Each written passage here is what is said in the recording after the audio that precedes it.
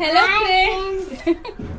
ఆడపిల్ల ఏ స్టేజ్ లో ఉన్నా సరే పుట్టింటికి ఖాళీ చేతులతో వచ్చి వెళ్ళేటప్పుడు మాత్రం మంచిగా 2 చేతుల నిండా తీసుకెళ్తుంది కదా. అలాగే చిన్నుని దసరా సెలవులంతా కూడా మా ఇంట్లో ఉంచుకున్న తర్వాత అమ్మమ్మ వాళ్ళ ఇంటి దగ్గర చిన్ను గండి దిగబెట్టడానికి వచ్చినప్పుడు అమ్మ పుట్టింటి నుంచి సారి తీసుకెళ్తుంది. ఏమేమి తీసుకెళ్తుందో చూద్దాం. సో ప్రాన్స్ ఆఫ్ చేసేసి ఉంచేసారనమాట. నెక్స్ట్ ఇవి ఫ్రాబ్స్ అనమాట.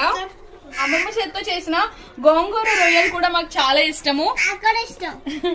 సన్నీకి నాకు చాలా ఫేవరెట్, అందుకని అమ్మమ్మ చేత్తోనే వండించుకొని తీసుకువెళ్తున్నాము. అలాగే మా పిన్ని కోసం కొబ్బరికాయలు తీసుకెళ్తున్నాము. సీతాఫలం, ఇవి కూడా చెట్టు కాయలు అనమాట. 3 సీతాఫలం మొత్తం హార్వెస్టింగ్ అయిపోయింది. తర్వాత ఈ 3 మిగిలితే మనం కోసుకున్నాము. ఇవి చిల్లీస్ అనమాట. ఇవి కూడా మన చెట్టువే, హార్వెస్టింగ్ చేసిన చిల్లీస్ అనమాట.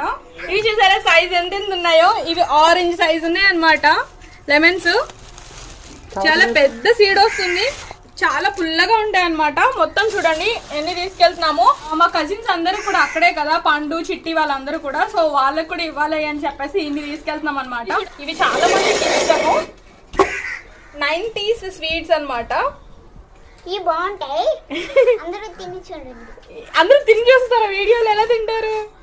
వీటిని కోవా కజ్జికాయలు అంటారు. నాకు తెలుసు, మీకు ఐడియా ఉందో లేదో నాకు తెలియదు. సో మరి ఇక్కడ వరకు వచ్చింది మొక్కలు, కాగడమల్లి మొక్కలు అమ్మమ్మ వాళ్ళ ఇంట్లో చాలా ఉన్నాయి. సో ఇదన్నమాట. ఇవి కూడా నేను తీసుకెళ్తున్నాను. మన జాస్మిన్ పాట్ ఉంది కదా, దాంట్లో పెడదామని చెప్పి తీసుకెళ్తున్నాము.